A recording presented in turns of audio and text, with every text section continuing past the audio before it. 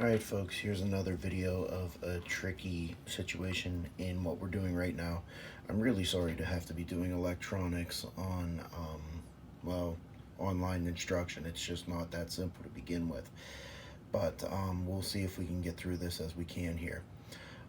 As I said in the instruction portion, series circuits or series resistors is going to be when one leads directly into the other. So in this case right here, I drew this up with these two dots at the end here, which are going to represent what are called terminal points. These are going into other parts of the circuit. There might be batteries, there might be light bulbs, there might be something else, but this is just the basics of what we're looking at here. So as you can see, if I follow my pencil line right here, I go through the 100 ohm resistor, and I have no choice except to go through the second 100 ohm resistor. There are no other branches, there are no other paths. You have to go through one before you go through the other. When you have those two set up, then that is the same as having a single 200 ohm resistor right there. Okay, now the second situation is what's known as parallel. Parallel is going to notice that these two resistors share endpoints. Okay, so both resistors start here, both resistors end here.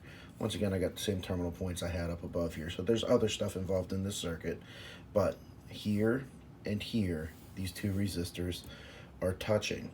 Now, I had a student years back that said, well, you can run like a racetrack and only hit those two resistors. And that does hold as well. If you can trace around that path and only hit those two resistors, all right, yet you are running a loop and you can continuously run that loop, that is saying that they are parallel.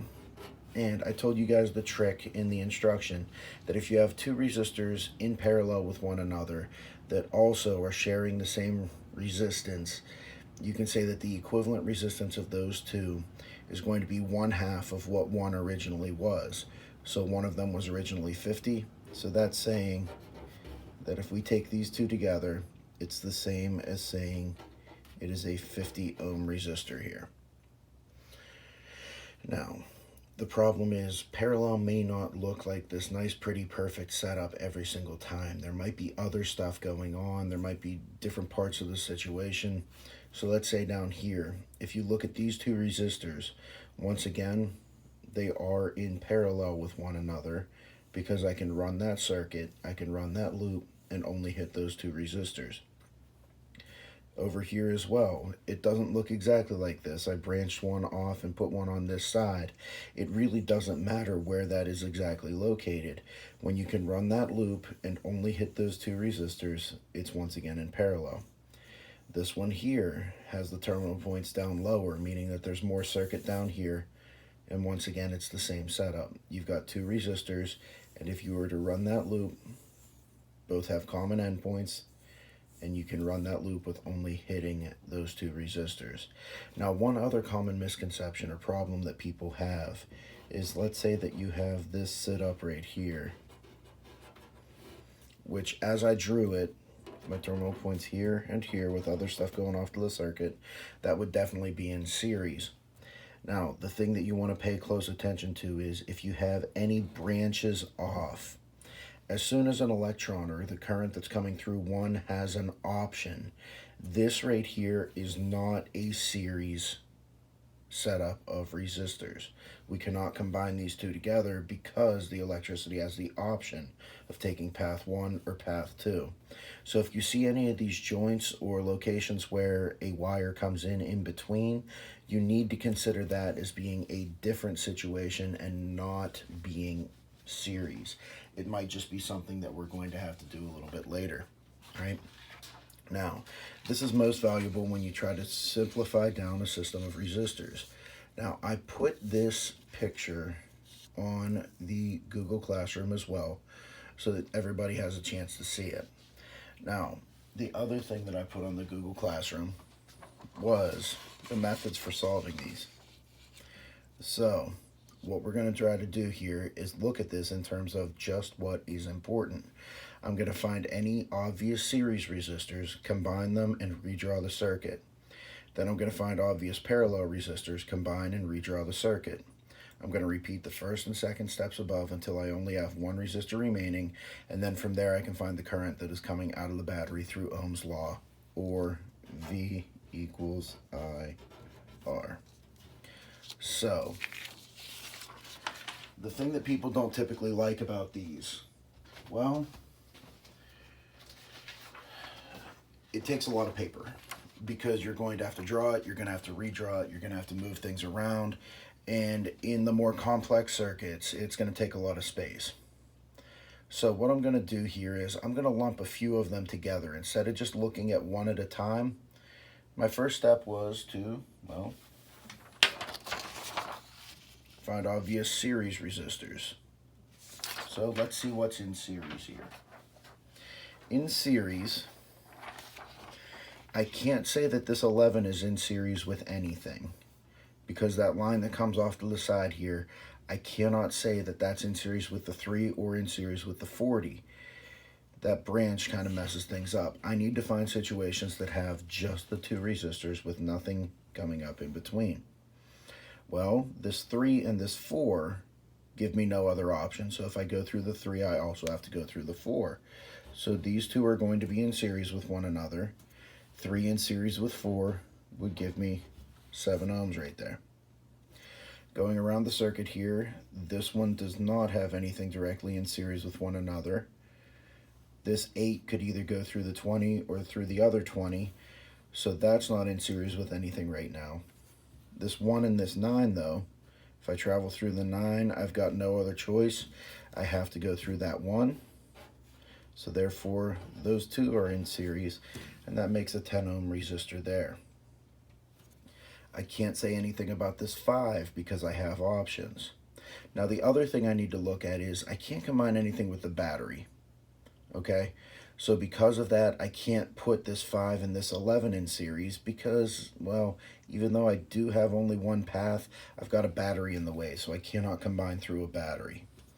So the next step is to take and redraw this circuit with those series resistors combined together. So I've got my 9-volt battery, and you see the battery symbol exactly like we had in the virtual lab. Anything that I didn't mess with stays exactly as it was. Now, if you're like me, your drawings are going to stay incredibly inconsistent, but hey, that's all right. All we have to do is make sure that the resistors exist in the locations that they were supposed to.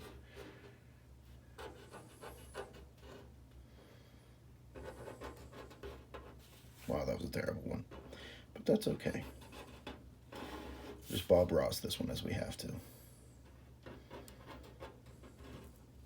So you label up what they are as well. So this is still 11, this is still 40, this is still 5. These ones have combined together to become a 7 ohm resistor. These ones are 10 each.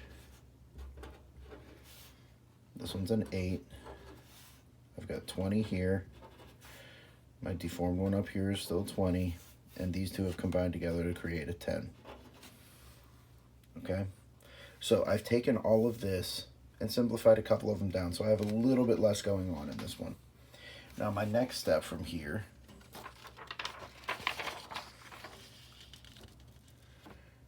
is to find any obvious parallel resistors, combine them, and redraw the circuit.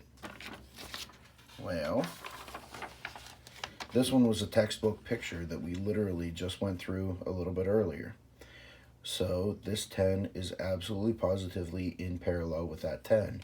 When I look at it, both endpoints are common. They share the starting and ending point, as well as I can run that loop around the 2 of them and only hit those 2 resistors. So therefore those 2 are in parallel with another one. I also added a screwed up shape down here in the corner with this triangle. But once again, the 20 and the 20 have 2 common endpoints, and you can run that loop and only hit those 2 resistors. So these 2 will simplify down because they're the same resistance. It'd be 1 over R equivalent equals 1 over R1 plus 1 over R2. Or you use the cheat method I said, and it's 5. 20 and 20, half of 1. Half of the 20 would be 10. And then we move from there. So next step is we redraw the circuit. So this is where it gets a little bit monotonous and a little bit tedious. We still have our 9-volt battery.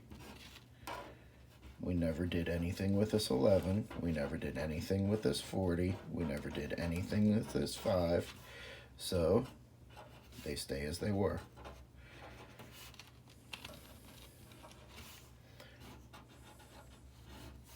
Now here's where it gets a little bit interesting, because now that we've simplified down that 10 and that 10, we've just created that 7 being in series with a 5, which happens to also be in series with this 8, which happens to also be in series with this 10, which happens to also be in series with this 10. So over here, if I go through this 7, I have no choice but also go through the 5, the 8, the 10, and the 10. Therefore, every single one of these guys over here is now in series with one another. So, from there, I repeat first and second steps above until only one resistor remains. So, back to series. 7 plus 5 is 12. 12 plus 8 is 20. 20 plus 10 is 30. 30 plus 10 is 40. So all of this garbage here is the same as saying that we've got our 9-volt battery. Still haven't done anything with this 11 ohm resistor or this 40 ohm resistor or this 5 ohm resistor. But now all of this garbage that was over here is a 40 ohm resistor. So I go back up here. I just finished doing series again, so I'm going to go to any obvious parallel resistors, combine, and redraw the circuit.